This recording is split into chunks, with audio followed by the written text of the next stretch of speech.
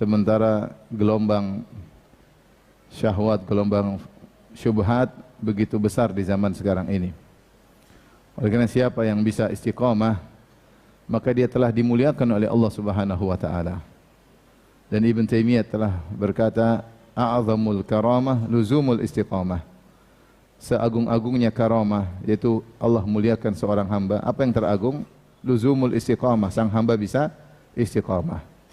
Jika seorang bisa istiqamah di tengah lautan fitnah, syahwat dan syubhat, maka sungguh benar-benar dia telah dimuliakan oleh Allah Subhanahu wa taala. Kita lihat orang-orang di sekitar kita berguguran, berjatuhan ketika berhadapan dengan berbagai macam fitnah. Bahkan yang sudah lama ngaji akhirnya juga jatuh dan berguguran. Fitnah syahwat maupun fitnah syubhat.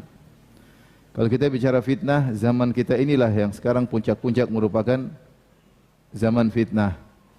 Terlebih lagi dengan adanya medsos, ya, dengan adanya gadget, HP, sehingga semua fitnah bisa diakses. Semua fitnah bisa diakses tanpa terkecuali. Fitnah syahwat maupun fitnah syubhat. Kalau zaman dahulu seorang tinggal di rumah aja dia selamat. Dia tidak akan terkena gelombang fitnah.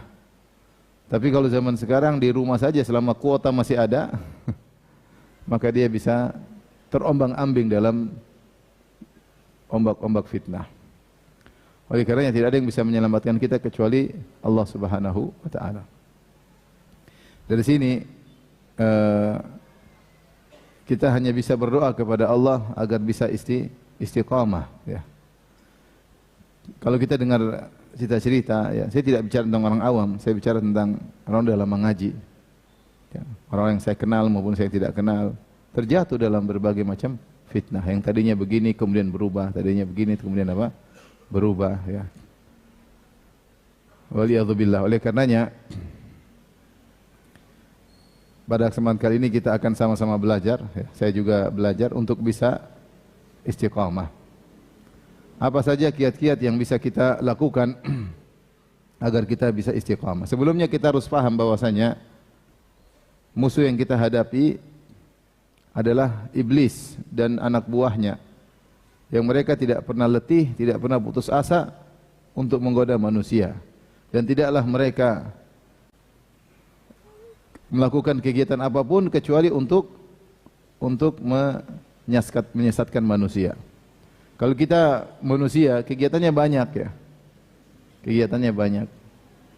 Mau makan, mau tidur, mau jalan-jalan, mau ibadah, banyak kegiatan. Tapi kalau iblis, dia tidak punya kegiatan kecuali untuk menyesatkan apa? Manusia. Dan dia sudah hidup sejak zaman Nabi Adam, bahkan sebelum Nabi Adam diciptakan dia sudah hidup. Sehingga pengalaman dia untuk menggoda manusia sudah sangat banyak. Dia adalah penyesat berpengalaman. Sertifikatnya sudah banyak. Dan dia tahu bagaimana menyesatkan si fulan, bagaimana menyesatkan si alan, bagaimana menyesatkan fulanah. Dia tahu.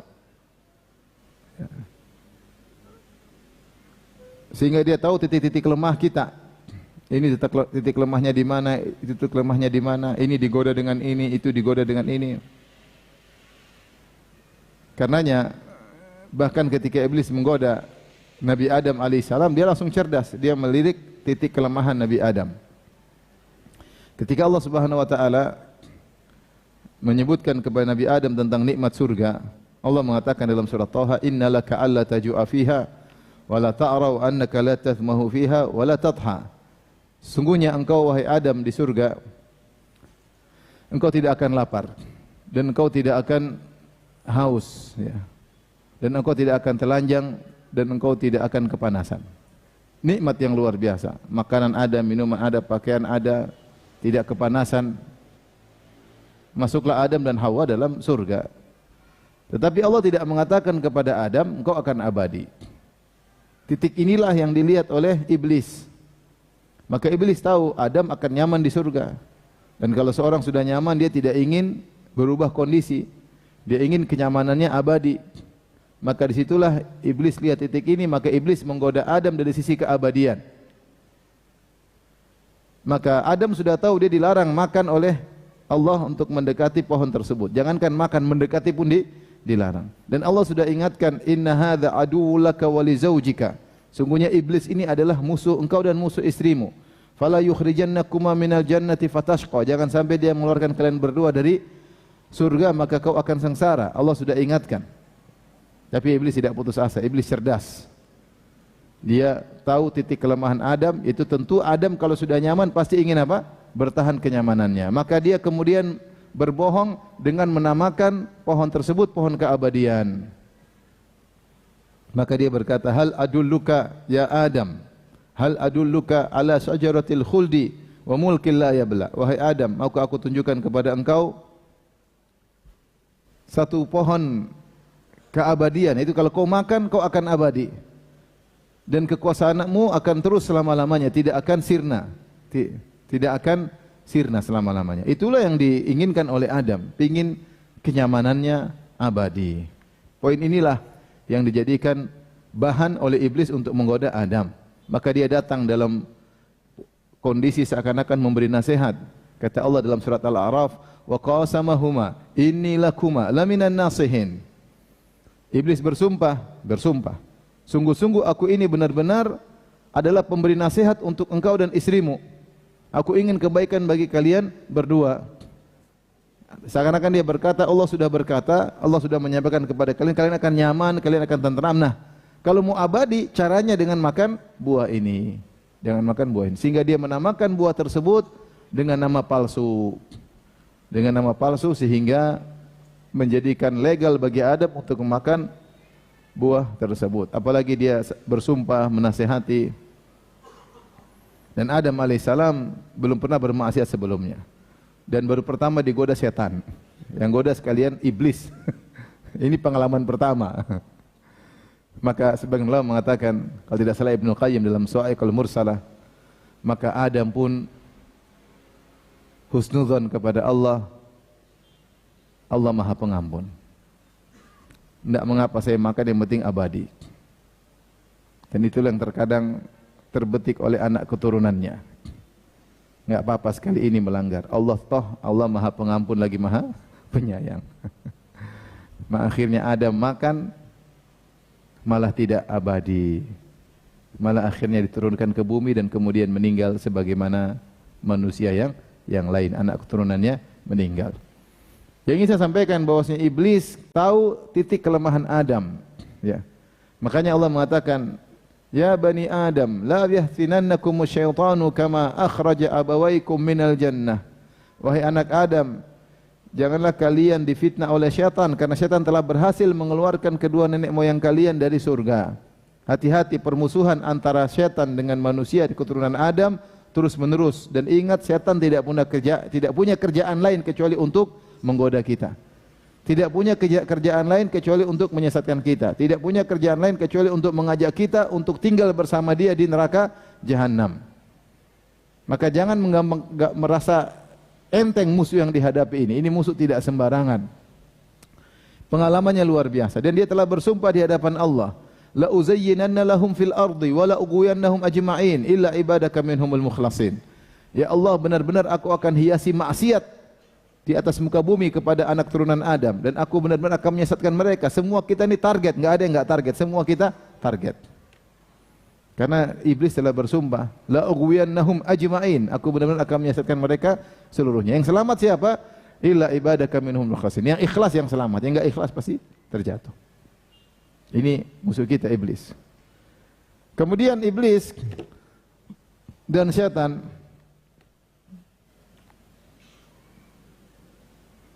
benar-benar menempuh seluruh jalur. Sampai dalam hadis kata Rasulullah SAW, inna syaitana qa'ada li bini Adam bi atruqih. Syaitan itu duduk di seluruh jalan-jalan yang ditempuh oleh anak Adam.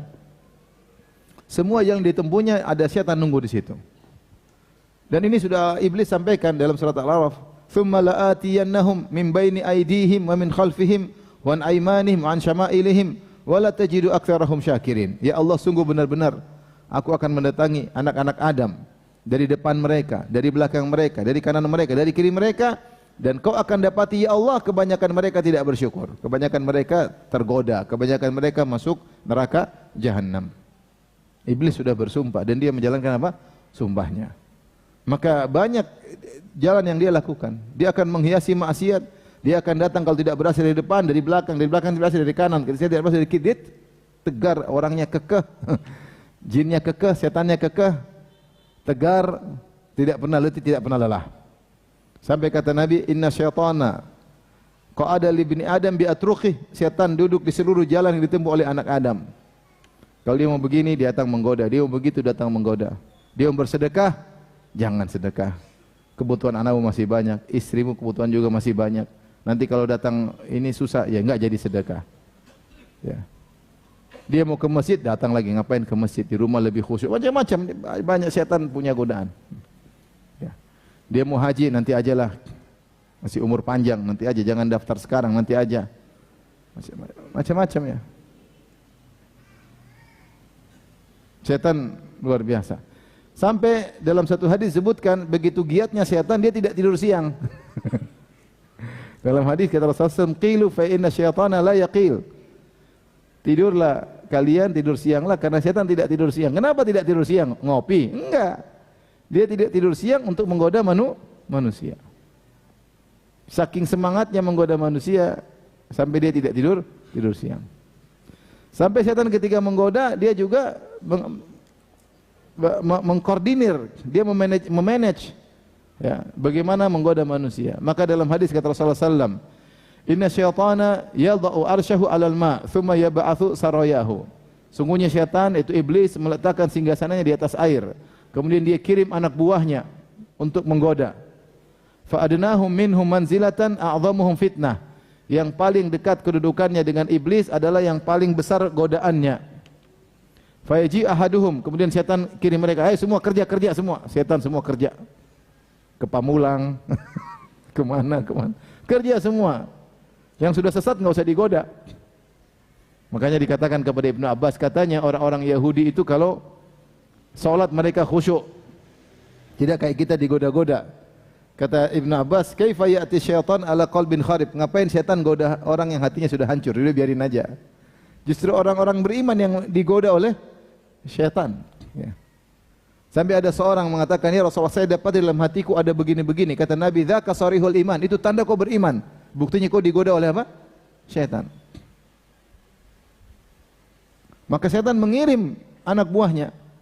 Fayaji ahdum, setelah setan kirim semua laporan. Blis. Gua udah gini lih. Nah, kata setan, enggak. Belum. Kau belum apa-apa. Satu lagi lapor, saya begini-begini. Belum, kata setan. Jadi setan semangati mereka. Bahkan siapa yang bisa berhasil, setan kasih mahkota kepada anak buahnya. Sampai ada yang mengatakan, la azalu bihi hatta farraqtu bainahu wa baina imraatihi. Ya iblis, saya terus mendekati orang itu, terus saya dekati sampai saya berhasil membuat dia ceraikan istrinya. Kata iblis, nikma anta, ente setan top, bagus. Bisa membuat seorang cerai dari apa? Istrinya.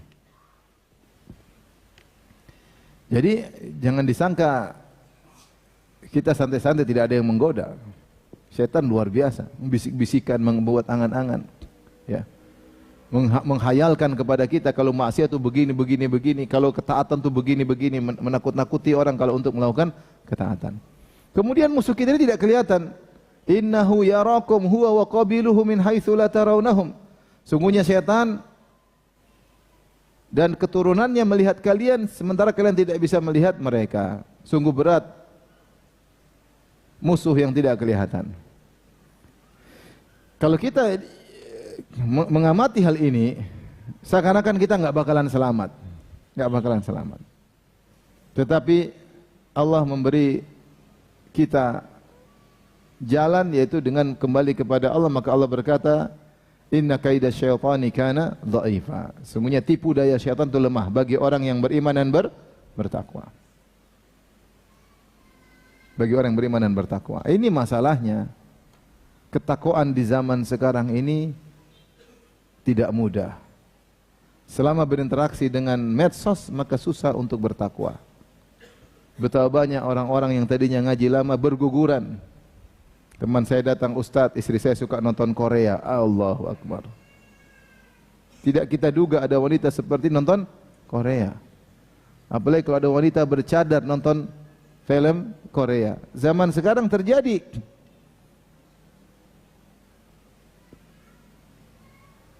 Akhirnya sudah, kalau sudah kecanduan nonton, waktu habis. Kapan membaca Qur'annya? Kapan menundukkan pandangannya? Sudah mulai hambar. Lihat suami lagi sudah tidak menarik karena sering lihat orang Korea. Yang dilihat laki-laki cantik-cantik. Ya. Lihat suami hitam legam. Seperti donat hangus. Sehingga rumah tangga sudah tidak nyaman lagi. Tidak rindu lagi sama suami. Kenapa? Kebanyakan nonton film Korea, kebanyakan melihat hal yang haram. Akhirnya terjatuh. Suara kalau saya mau cerita ngeri-ngeri, cerita tentang kondisi sekarang. Bagaimana syubhat, syahwat masuk ke dalam rumah-rumah, melewati medsos. Bahkan menimpa, menerjang orang-orang sudah ngaji lama. Tadinya orang ikhlas, tahu-tahu jadi narsis. Pingin tampil selalu, pingin jadi bahan omongan, pingin. Tadinya ikhlas, kemudian jadi duniawi. Jadi pikirannya duniawi. Tadinya dakwah karena Allah, sekarang dakwah karena dunia. Banyak orang berguguran. Fitnah luar biasa. Tadi omongannya bagus tentang ini, sekarang omongannya duniawi. Tas branded lah, ini branded lah, bangga-banggaan lah dengan macam-macam. Omongannya duniawi.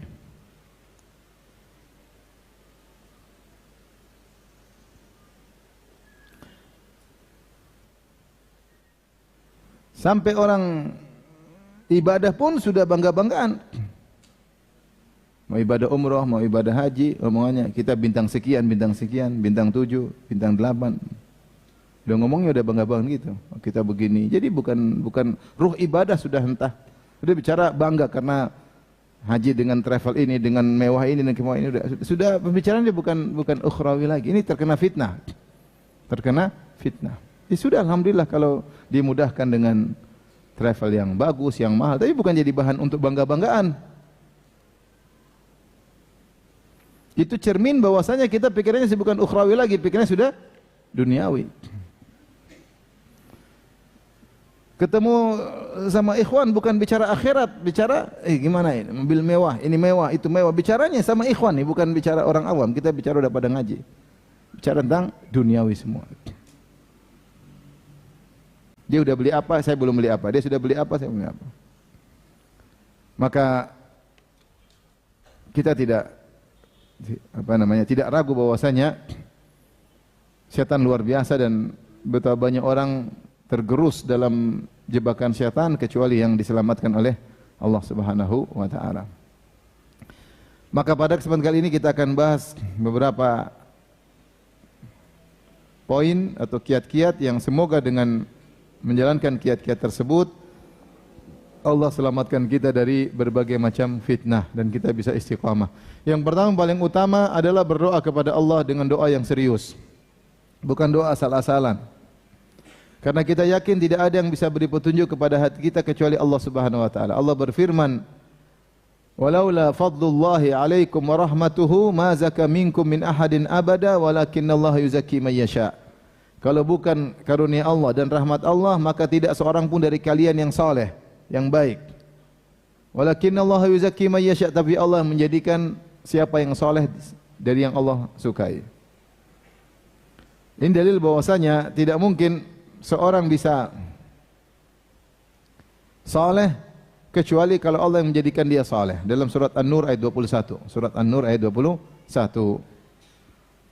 Sampai Nabi Muhammad SAW saja kalau Allah tidak jaga maka dia bisa tergelincir. Dalam surat Al-Isra Allah berfirman ayat 73 sampai 75 Allah berfirman, "Walaula an tsabbatnaka laqad kitta tarkanu ilaihim syai'an qalila."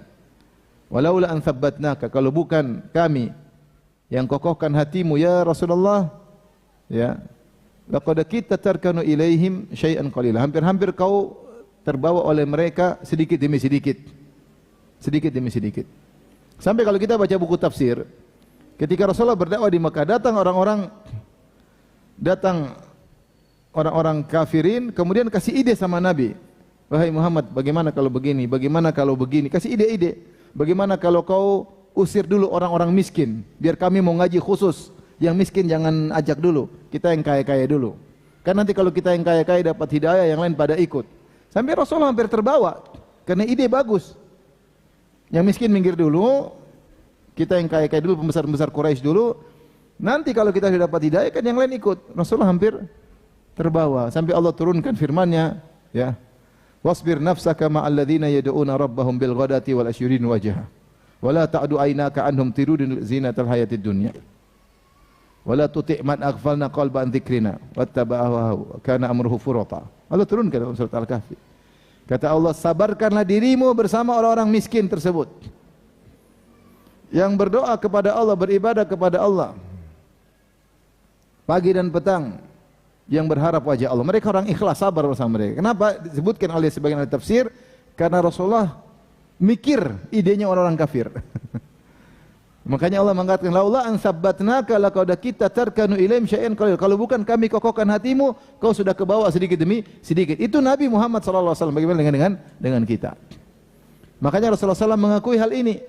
Beliau berkata, ya, laula Allah mahtadaina wala sallaina wala tasaddaqna.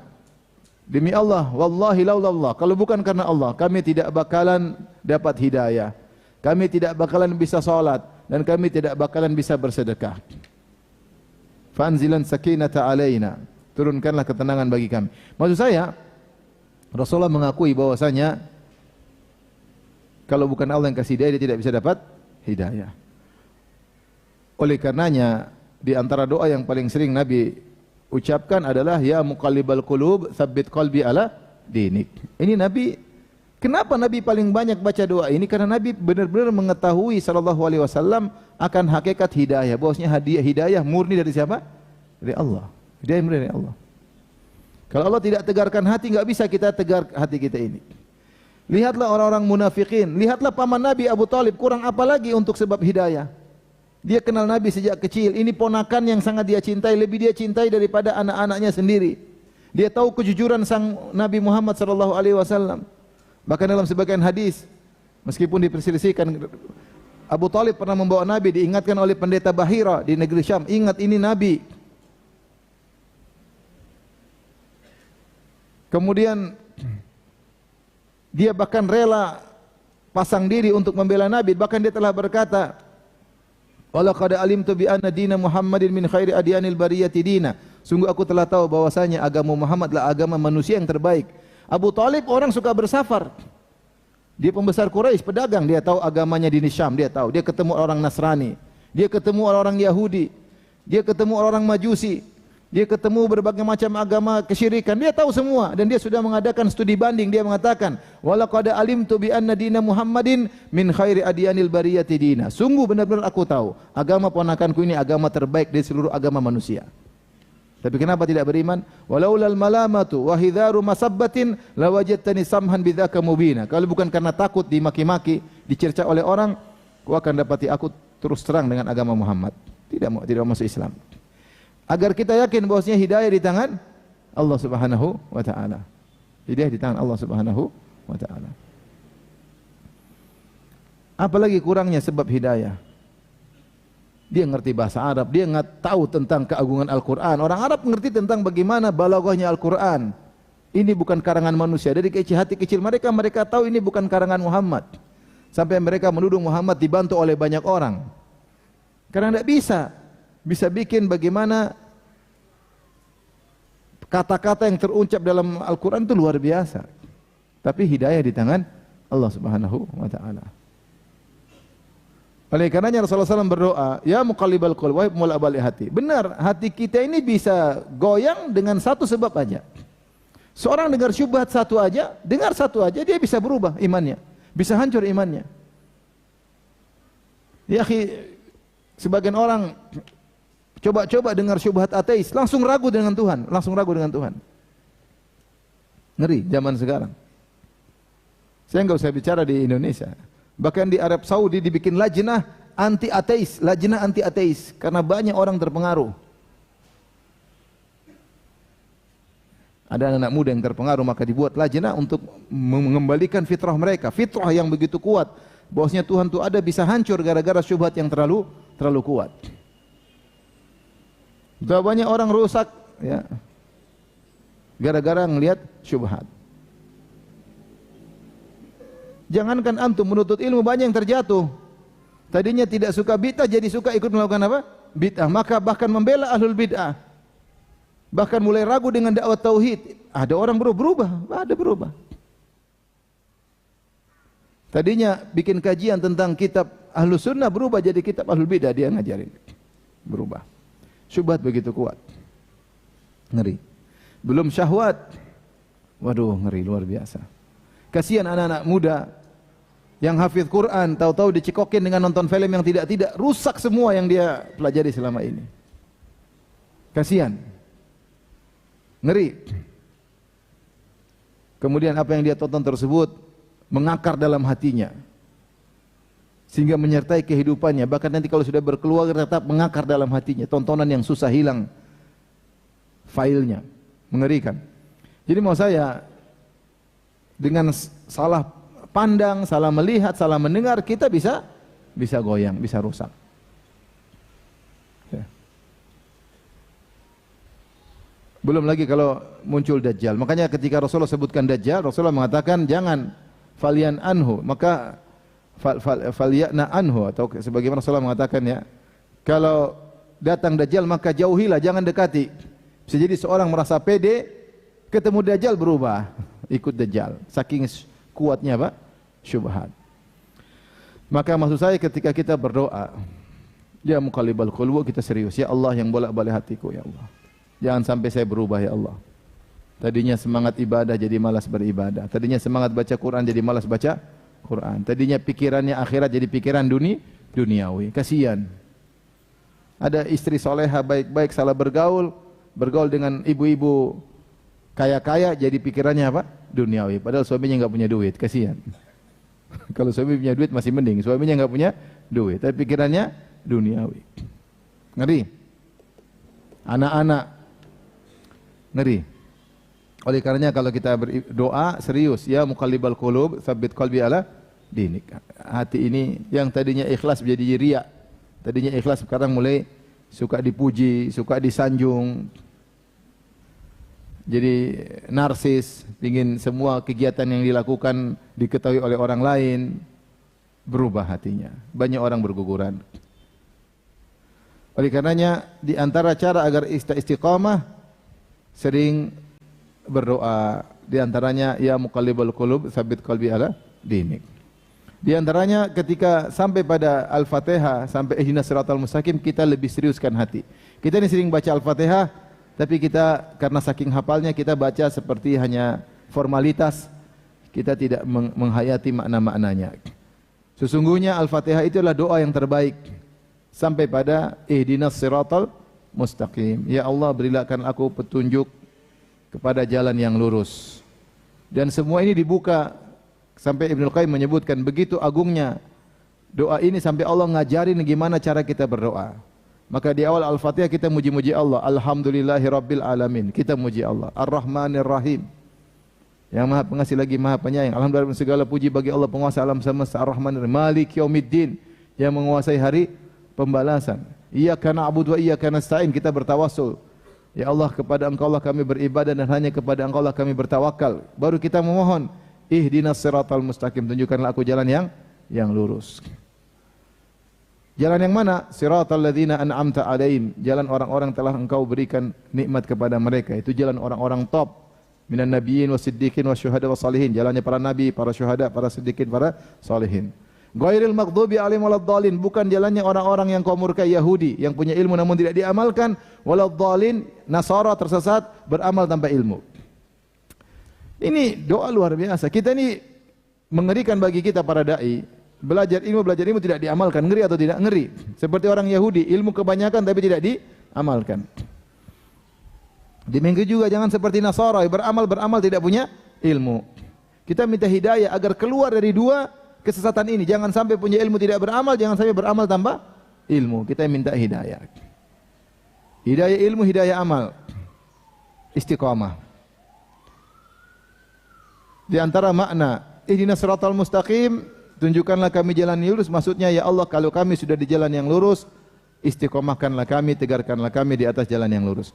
Makanya di antara doa yang sangat membantu kita untuk istiqamah, ketika sampai pada lafal ihdinas siratal mustaqim, tolong lebih konsen. Bahwasanya kita sangat butuh hidayah di zaman sekarang ini. Sangat-sangat butuh hidayah. Kita enggak tahu ngurus keluarga terkadang salah caranya, ngurus anak terkadang salah caranya, ngurus usaha terkadang salah caranya. Kalau Allah tidak kasih hidayah, kita tersesat. Bahkan dalam berdakwah, kalau kita Allah nggak kasih hidayah, banyak niat-niatnya nggak benar ketika kita berdakwah. Ngurus majelis taklim, kalau nggak karena Allah juga kadang-kadang kacau.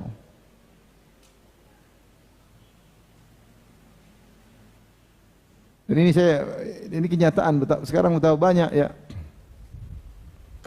Fitnah-fitnah luar biasa ya, fitnah luar biasa. Jadi bukan fitnah terhadap orang awam aja, bahkan terhadap dakwah. Ada IO khusus untuk duniawi, menduniawikan dakwah, ada.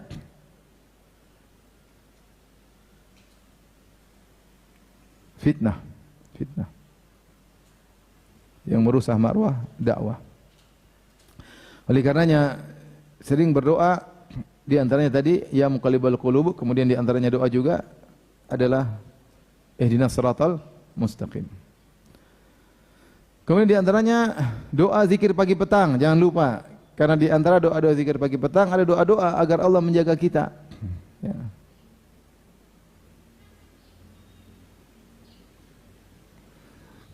Di antaranya Allahumma inna a'udzubika minal kasali wa su'il kibar. Ya Allah, aku mohon kepada Engkau berlindung dari kemalasan. Betul doa itu. Jadi malas ini bikin orang tidak istiqomah. Malas ngaji enggak jadi istiqomah. Malas baca Quran jadi tidak istiqomah. Malas silaturahmi jadi tidak istiqomah. Malas ngurus anak jadi tidak istiqomah. Malas dakwahi istri jadi tidak istiqomah. Allahumma inna a'udzubika minal kasali wa su'il kibar. Ya, di antaranya berlindung dari kemalasan. Ini doa zikir pagi petang. Di antara zikir pagi petang, Allahumma afini fi jasadi, Allahumma afini fi sam'i, Allahumma afini fi basari, la ilaha illa anta. Ya Allah, berilah keselamatan pada jasadku, keselamatan pada pandanganku, keselamatan pada pendengaranku. Ini sangat kita butuhkan di zaman sekarang ini. Agar kita tidak melihat sembarangan, agar kita tidak mendengar sembarangan. Ini yang bikin kita musibah medsos. Seorang nonton di medsos beritanya yang menyampaikan perempuan cantik, terbuka rambutnya, terbuka auratnya, kelihatan sebagian dadanya, seksi menor. Habis nonton gitu setengah jam, terus lihat istrinya, Allahu Akbar. Ini musibah apa ada di rumah ini? Istri jadi hambar, tidak cantik lagi. Jadi tidak hasrat lagi sama istri. Kenapa mata kita sering melihat yang haram? Dan kalau sudah memandang yang haram ini sangat pengaruh luar biasa kepada kekhusyuan hati. Pengaruhnya luar biasa. Makanya Al-Qurtubi mengatakan bahwasanya hati ini corongnya ada banyak. Ada pendengaran, penglihatan, pembicaraan. Tapi yang paling besar corongnya mata. Yang paling kuat pengaruhnya ke hati adalah pandangan. Ya. Diproyeksikan langsung dengan kuat di hati, sulit untuk dihilangkan. Itu pandangan. Sementara kita zaman sekarang fitnah pandangan luar biasa. Akhirnya berefek pada yang lain, efek domino. Istri jadi kelihatan tidak cantik, mulai kita sering melihat yang haram, mulailah suka nonton yang macam-macam, mulailah malas beribadah, mulailah tidak khusyuk ketika salat, baca Quran seakan-akan suatu beban yang berat, baru baca sedikit sudah malas. Dan seterusnya efek domino, dimulai dari tidak menjaga pandangan. Oleh karenanya di antara doa zikir pagi petang, Allahumma afini fi jasadi, Allahumma afini fi sam'i, Allahumma afini fi basari, la ilaha illa anta. Ya Allah, aku berlindung, minta keselamatan pada jasadku, pada penglihatanku, pada pendengaranku. Ngeri. Di antara zikir pagi petang, Allahumma alimal ghaibi wasyahadah. Allahumma alimul fatiras samawati wal ard. Alimul ghaibi wasyahadah. Rabb kulli syai'in wa malikah. Asyhadu an la ilaha illa anta, a'udzubika min syarri nafsi wa syarri syaitani wa syirkih. Di antara doa zikir pagi petang. A'udzubika min syarri nafsi, ya Allah aku berlindung kepada Engkau dari keburukan jiwaku, wa syarri syaitani wa syirkih, dan keburukan syaitan dan jerat-jeratannya. Ini berlindung karena rusaknya seorang dari dua hal, penyakit internal dan penyakit eksternal. Eksternal syaitan menggoda, internal hatinya yang ingin keburukan. Hati ini punya syahwat, punya nafsu, mengajak kepada keburukan. Inna nafsa la ammaratun bisu. Sungguh jiwa itu benar-benar sering mengarah kepada keburukan. Pingin ini, pingin ini, pingin ini, pingin ini. Datang setan gayung bersambut. Jiwa ini kan pingin rileks, pingin hiburan, pingin nonton, pingin dengar, pingin santai, pingin tidur. Jiwa ini punya macam-macam. Jarang-jarang jiwa pingin bersedekah, jarang-jarang. Ada orang minta baru terketuk pingin sedekah. Tiba-tiba diam-diam pingin sedekah, jarang-jarang. Kecuali orang sudah terbiasa. Tiba-tiba diam-diam pingin sholat malam, jarang-jarang. Kecuali yang sudah terbiasa. Yang kepinginnya apa? Jiwa ini pingin nonton, pingin dengar berita, dengar cerita gibah, bantah-bantahan. Itu jiwa senangnya begitu. Maka kita berlindung dari a'udzubika min syarri nafsi. Aku berlindung dari keburukan jiwaku. Wa syarri syaitani wa syirkih. Dan dari keburukan syaitan dan jeratan-jeratannya dan seruannya. Taib. Ini yang pertama, sering berdoa. Jangan lupa zikir pagi petang. Niatkan untuk apa? Istiqamah. Enggak ada yang bisa selamatkan kita. Mau ustadz, mau siapapun bisa terjatuh. Ya. Yang punya ilmu pun bisa tergelincir. Kena syubhat, tahu-tahu jadi liberal. Bisa. Kena syubhat jadi pluralis. Ngeri. Maka berdoa kepada Allah Subhanahu wa taala. Terutama ibu-ibu ya, yang mungkin di rumah banyak waktu luang, ya, akhirnya hobinya medsos. Instagram punya akun, Facebook punya akun, bahkan 2 akunnya. WhatsApp terlalu banyak grup di WhatsApp, waktu habis. Maka hati-hati ya. Jangan sampai salah pergaulan, jangan sampai salah melihat ya. Jangan sampai salah mendengar. Yang kedua, agar bisa istiqamah, perbanyak ibadah khalawat, ibadatul khalawat, sendirian. Perbanyak latih diri untuk sering beribadah, tidak ada yang tahu kecuali Allah Subhanahu wa taala. Kalau ketahuan ya sudah, tapi berusaha bahagia orang tidak tahu kalau kita beribadah. Salat malam. Sallu bil laili wan nasu niyam tadkhulul jannata bisalam. Salatlah kalian di waktu malam ketika orang sedang tidur, niscaya kalian akan masuk surga dengan penuh keselamatan. Orang semua sedang tidur, kita cari muka. Kita menyambut seruan Allah. Innallaha tabaraka wa ta'ala yanzilu hina yabqa thuluthul akhir minat ila samai dunya hina yabqa thuluthul akhir minal lail. Sungguhnya Rabb kita Allah Subhanahu wa taala turun ke langit dunia ketika tinggal sepertiga malam yang terakhir. Fayaqul, kemudian Allah berkata, hal min da'in fa astajiba lahu, adakah yang berdoa kepadaku akan aku kabulkan doanya. Hal min mustaghfirin fa aghfiralah, adakah yang minta ampun akan aku ampuni. Ya. Hal min sa'ilin fa utiya su'lah, adakah yang memohon kepadaku akan aku kabulkan permohonannya. Allah mencari hamba-hambanya, hamba-hamba Allah sedang tidur, kita cari muka. Cari muka, bayangkan. Dari ribuan orang, antum sendiri salat malam. Benar-benar Allah perhatian sama antum. Antum minta kepada Allah Subhanahu wa taala. Merasakan kenyamanan. Sampai antum mungkin salat malam berat, lama-lama jadi nyaman. Bagaimana caranya? Kalau tidak salat malam, kayaknya ada yang hilang. Munculkan perasaan ini. Kalau sudah dapat perasaan ini, antum bersyukur sama Allah. Ya Allah, bagaimana engkau menjadikan aku rindu untuk salat malam. Insya Allah kalau kita sering salat malam, Allah jaga kita. Karena orang yang sering ibadah khalawat sendirian menunjukkan keikhlasannya. Beda orang munafik. Orang munafik semangat kalau banyak orang. Wa idza qamu ila salati qamu kusala yura'una an-nas wa la yadhkurunallaha illa qalila. Orang munafik kalau mau salat malas-malasan. Dia nyari kepada manusia. Makanya salat yang paling berat bagi mereka azqalus salawat alal munafiqin salatul isya Oh, salatul fajar. Yang paling berat salat malam sama salat subuh. Kenapa? Masih gelap. Ngapain ke masjid? Tapi kalau salat zuhur semangat karena banyak orang lihat. Salat asar semangat, banyak orang lihat. Salat maghrib masih mau menjelang, masih banyak orang lihat, maka semangat. Tapi salat isya nggak ada yang lihat, berat. Pingin, karena tidak ada yang melike, nggak ada yang like. Tapi kalau zuhur, asar, maghrib yang like banyak. Maka kita menyelisih orang munafik. Buktikan kepada Allah bahwasanya tanpa ada penglihatan manusia pun saya beribadah kepada Engkau ya Allah. Saya buktikan kepada Engkau ya Allah bahwasanya saya berusaha untuk ikhlas. Meskipun kau yang mengatur hatiku, berusaha. Maka latih diri untuk ibadatul khalawat, baca Quran dalam kesendirian. Lagi di mana-mana baca Quran. Orang tidak kenal kita baca Quran. Lagi di pesawat baca Quran. Ya. Lagi dimanapun berusaha baca Quran. Berzikir kepada Allah. Ibadah khalawat. Kalau ada waktunya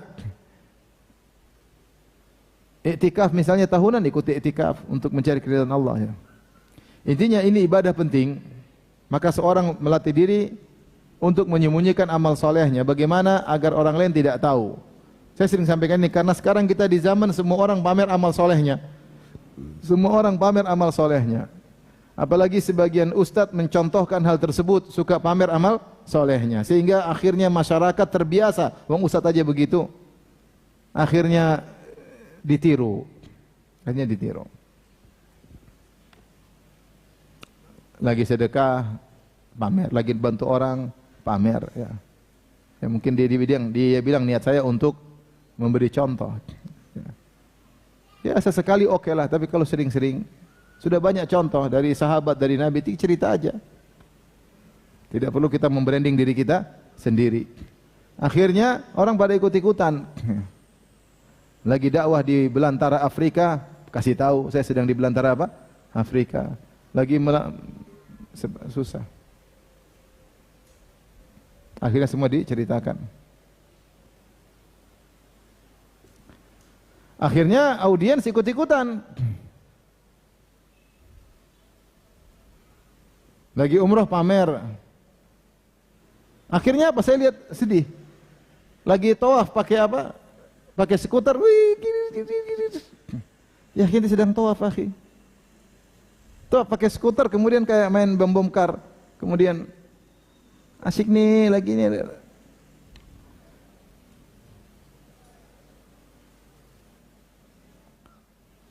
Akhirnya ibadah pun bangga, saya lagi ibadah sama ustadz ini, jadi ria, pamer.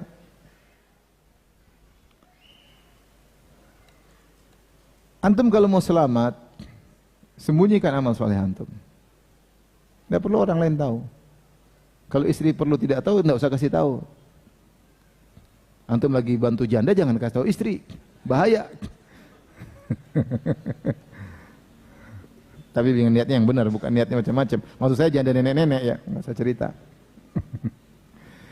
Jadi kalau bisa istri tidak tahu, nggak tahu. Kalau ya dia perlu tahu nggak ada masalah. Kita suami istri insya Allah aman, saling memberikan. Tidak ada niat riak sama apa istri, nggak ada niat riak. Ya.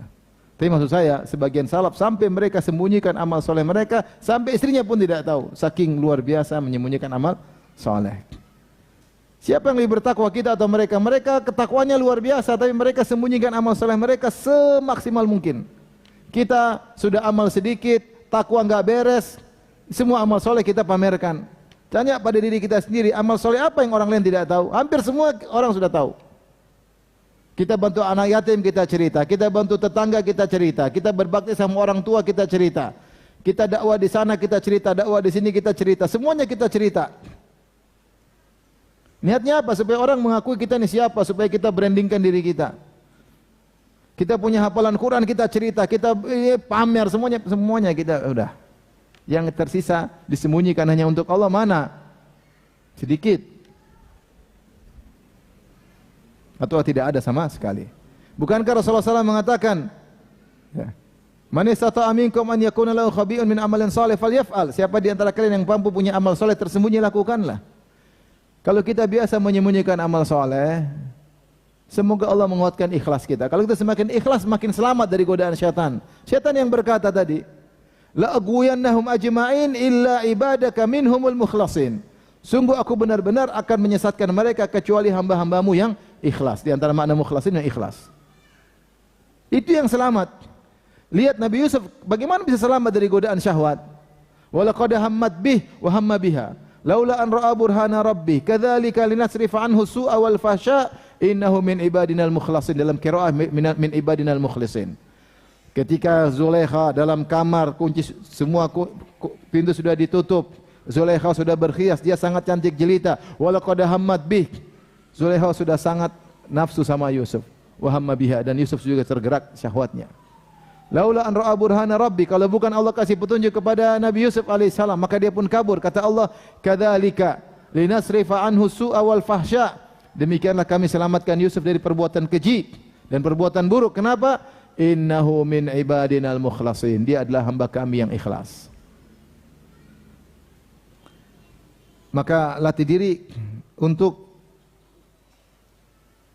sembunyikan ibadah agar kita istiqamah. Ini masalah kecanduan. Ada orang kecanduan pamer ibadah. Harus setiap hari kasih tahu orang, saya sedang begini, sehingga rubah statusnya lah, bikin konten lah, sibuk bikin konten. Kebiasaan dia, kecanduan. Ada orang kecanduan menyembunyikan ibadahnya. Setiap dia lakukan, alhamdulillah nggak ada yang tahu. Sebenarnya kecanduan. Pilih kecanduan mana? Sama-sama kecanduan. Satu kecanduan pamer ibadah, satu kecanduan menyembunyikan apa? Ibadah.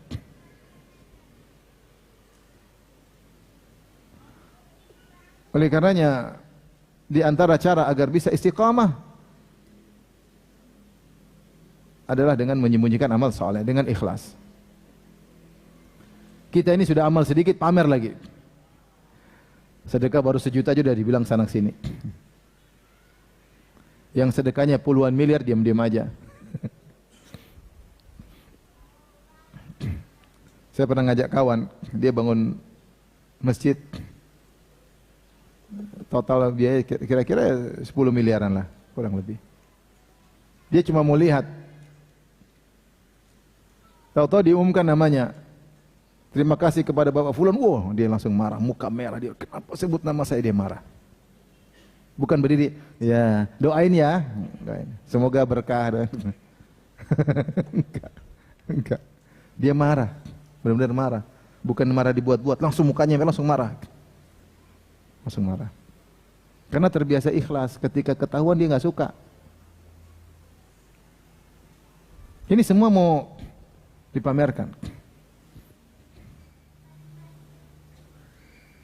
Tawaran, kamu nggak makan hari ini, kamu nggak makan, kan bisa bilang lagi puasa. Nggak usah bilang ini hari apa, ayo, hari apa, ayo. Hari Senin kan, nah kalau Senin apa?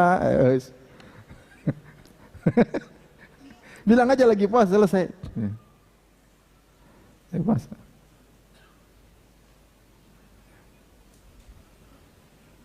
Kamu setiap Kamis puasa, mau tahu aja kamu. Tahu aja. Sebagian anak subhanallah. Kamu hafal Quran? Adalah sedikit. Berapa? Adalah, saya nggak mau riya. Padahal cuma 1 juz. Justru dia bilang tidak mau riya itu supaya disangka hafalannya banyak. Jadi, aduh, ini repot, ini fitnah zaman sekarang. Ini yang bikin orang akhirnya bertumbangan, jatuh. Karena kita tidak ditolong oleh Allah, karena kita selama ini selalu mencari perhatian manusia. Mudah digoda oleh syaitan. Tapi di antaranya agar kita istiqamah adalah jangan membuka celah sedikit pun. Jangan buka celah sedikit pun. Semua circle, semua saluran yang bisa membuat mengarah kepada maksiat kita jauhi. Kita jauhi. Kalau tahu di sana teman-teman buruk, jangan dekat-dekat. Kalau tahu ini areal berbahaya, jangan ke situ. Jangan sok alim. Rasulullah menyebutkan tentang pintu-pintu maksiat. Pintu-pintu Rasulullah gambarkan seperti pintu yang terbuka dan cuma ada sitar yang menutup pintu tersebut. Kalau dibuka dengan mudahnya dan mudah begitu masuknya. Sampai ada penasihat berkata, "Ya Abdullah, waihaka la taftahu, jangan kau buka sitar itu. Innaka in taftahu taliju, kalau kau buka kau pasti masuk." Saya bisa bayangkan ini hadis Nabi Rasulullah ucapkan 1000 tahun yang lalu, cocok dengan zaman sekarang. Sekarang tinggal klik, kalau udah klik selesai.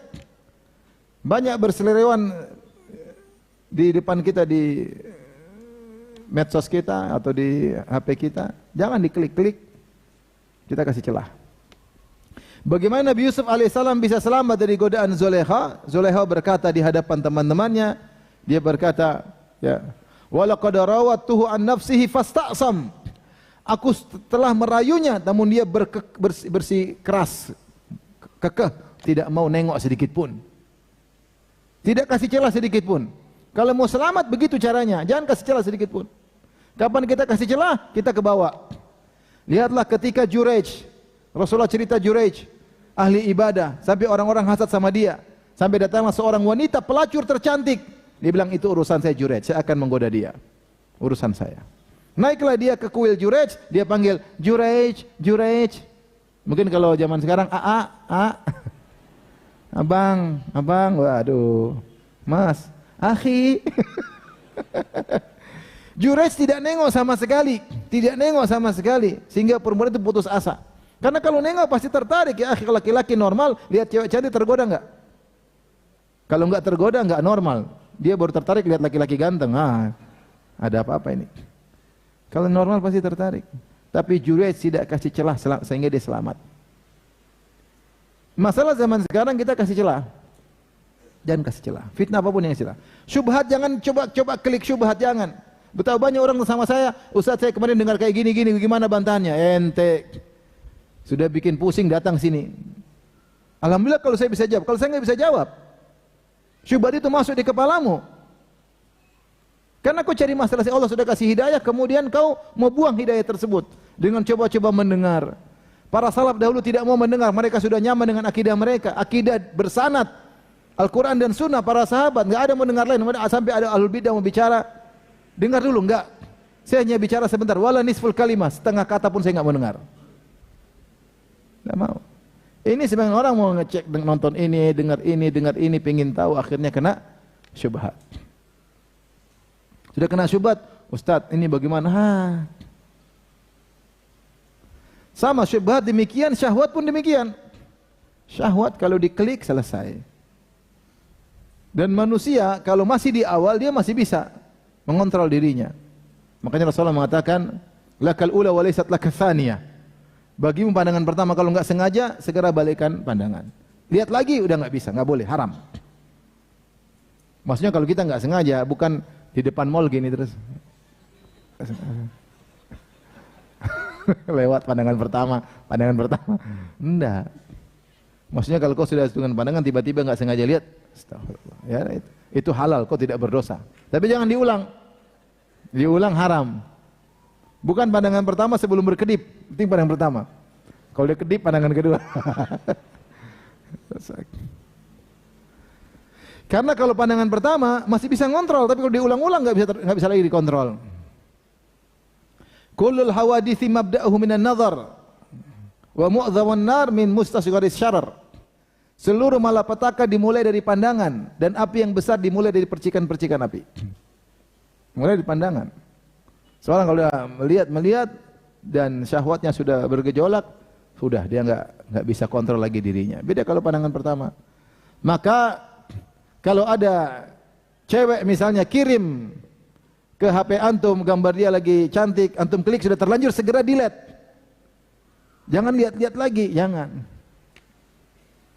Apalagi di save. Hati-hati. Ngeri. Maka jangan kasih celah. Lihatlah ketika Ka'ab bin Malik radhiyallahu taala anhu, ketika dia diboikot oleh Nabi dan para sahabatnya, datang dari Ghassan surat merayunya, memang kalau teman Muhammad qad jafak telah buat kasar kepadamu, kemarilah kami akan mengayomimu. Bayangkan ujian berat. Ka'ab bin Malik lagi diboikot sama Nabi dan para sahabatnya, datang godaan dari Nasara. Kalau kau mau gabung sama kami, apa yang dia lakukan? Dia bakar langsung kertas itu. Karena kalau dia simpan, nanti saat dia lagi iman lagi lemah, dia lihat, selesai. Kalau ada cewek goda, ente blokir, jangan ente simpan nomornya. Ente delete. Kan lagi masalah, lagi marah-marahan sama istri, boleh juga nih. Iman lagi lemah. Coba dulu, siapa tahu ini memang hidayah dari Allah. Telepon, selesai. Kenapa ente kasih celah? Kita yang bikin masalah kita ini kita kasih apa? Celah. Kalau mau selamat jangan kasih celah. Fasta'sam. Yusuf alaihissalam. Apa kurang cantiknya Zulekha? Apa kurang baiknya Zulekha? Cantik, baik, kaya, apalagi kurangnya? Kita mana ada cewek cantik kaya godain kita? Enggak ada. Yang ada miskin, jelek. Tapi kenapa dia selamat? Di antara sebabnya fasta'sam, dia tidak kasih apa? Celah.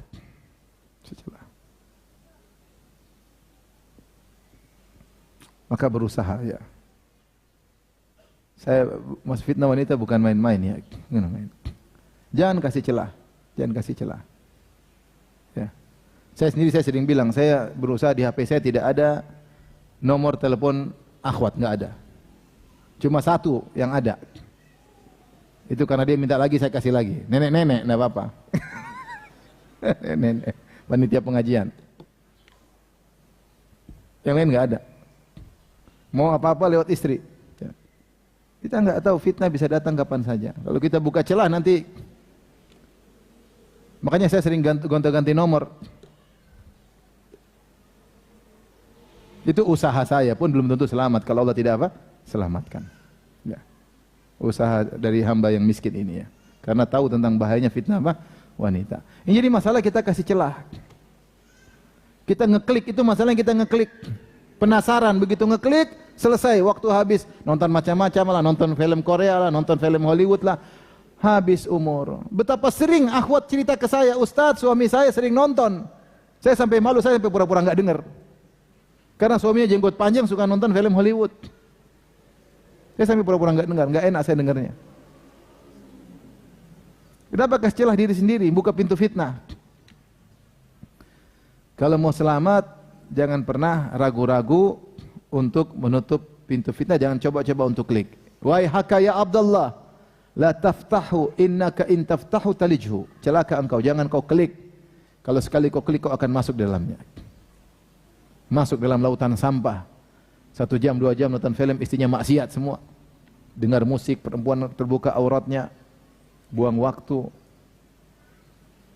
Tahu-tahu meninggal dunia, dibuka catatan amal isinya film seri 1, seri 2, seri 3. Yang berikutnya agar bisa istiqamah, berteman dengan orang-orang soleh. Kalau punya teman soleh, bikin komunitas. Teman soleh.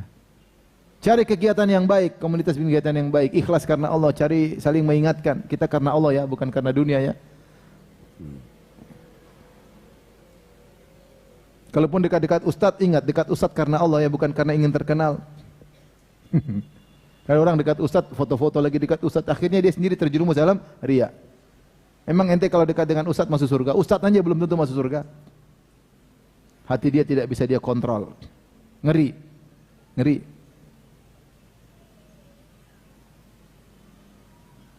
Oleh karenanya cari teman yang kita punya sama-sama proyek akhirat. Proyek ngurus anak yatim kayak, proyek pengajian kayak, proyek daurah kayak, tapi bukan proyek IO cari dunia. Ini kita bikin proyek ini, ustadz kita panggil bikin dunia. Jangan. Biar yang lain kita enggak. Hidup cuma sekali.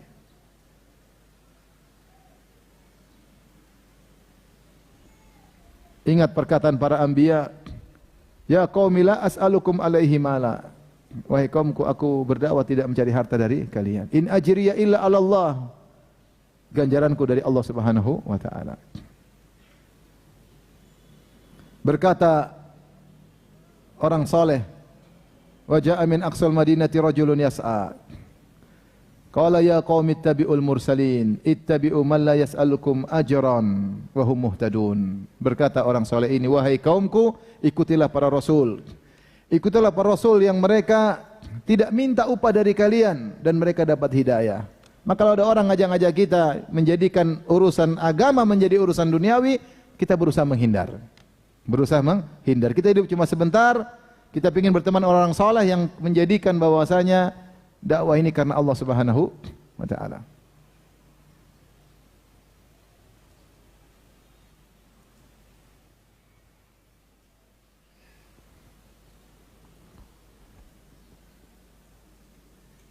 Ada orang mau menyumbang. Ustadz boleh pasang logo? Enggak. Saya bilang enggak. Ente nyumbang ikhlas karena Allah, enggak usah pasang logo ente. Ente pasang logo berarti tidak ikhlas. Mau sampai kapan begitu? Dakwah pasang logo, pasang logo, pasang logo. Sampai kapan begitu? Udahlah ikhlas karena Allah, ente bantu aja.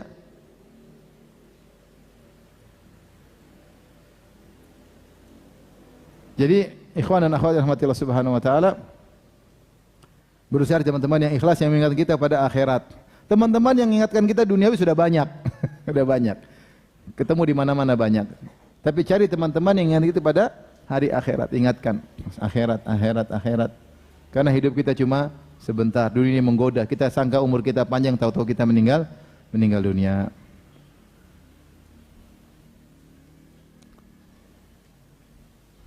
Semua teman yang buat kita semakin dekat dengan Allah, pegang erat-erat. Semua teman yang buat kita semakin lalai dari Allah, tinggalkan. Saya berteman dengan dia, evaluasi. Sudah lama saya teman dengan dia ini, satu minggu, 2 minggu, 1 bulan. Kira-kira saya semakin dekat dengan Allah tidak? Kalau semakin jauh, tinggalkan. Tinggalkan. Semua circle yang buat kita jauh dari Allah, tinggalkan. Saya kemarin baru ketemu kawan. Dia masuk dalam urusan dunia, punya link-link bagus-bagus, punya. Ketika usaha dia mulai gabung dengan hal-hal yang syubhat, dia tinggalkan. Dia bilang, saya tinggalkan secara total Ustadz, saya cari usaha baru, semua circle saya tutup. Saya ganti teman totalitas. Saya tidak mau terbawa lagi. Saya cari circle baru. Itu kalau pikir akhirat. Kalau pikir apa? Akhirat.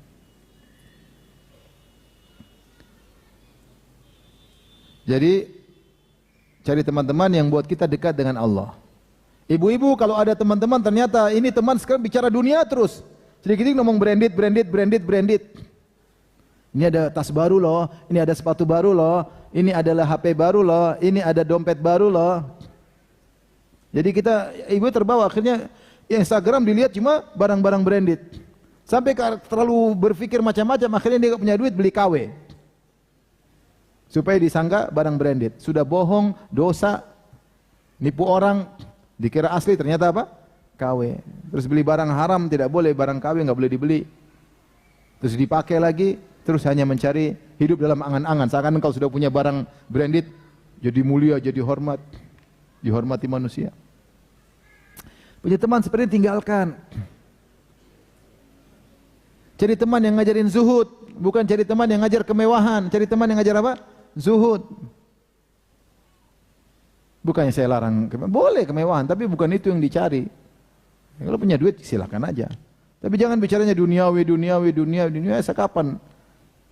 Udah umur 40 tahun ke atas, ada yang 50 tahun ke atas, sudah kakek-kakek, nenek-nenek, masih duniawi melulu.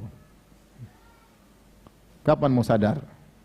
Maka cari teman yang bisa dekatkan diri kepada Allah, bukan yang menjauhkan dari Allah Subhanahu wa taala. Tapi saya rasa sampai sini saja ya. Tentu masih banyak kiat-kiat, yang paling penting adalah berdoa kepada Allah Subhanahu wa taala. Jaga diri ya. Dan kita mulai dari diri kita pribadi, keluarga, kita jaga keistiqomahan anak-anak. Kita jaga istiqomah semampu kita, semaksimal yang bisa kita lakukan sampai malaikat maut mendatangi kita ya. Semoga Allah menganugerahkan kita semua istiqamah di jalan Allah Subhanahu wa taala. Amin ya rabbal alamin.